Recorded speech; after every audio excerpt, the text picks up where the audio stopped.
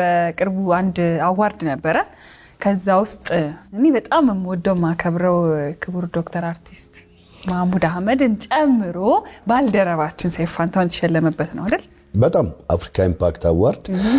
ታላላቅ የሀገራችንን እንቆች ሸልሞልናል እናመሰግናለን ከዛ ውስጥ ደግሞ ከተሸለሙት ውስጥ እንደተባለው ሁለገቡ ባለሙያ የኛም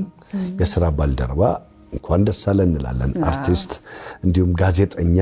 ሁለገብ ባለሙያ ሰይፉ ፋንታሁን እንኳን ደስ አለ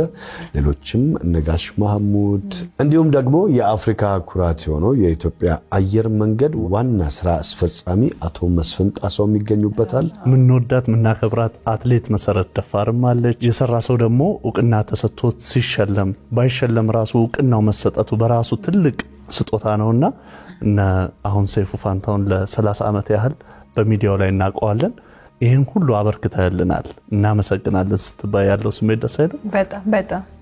የሥራ ባልደረባችን የቤታችን እንቁ ሰይፍሻ እንኳን ደስ አለ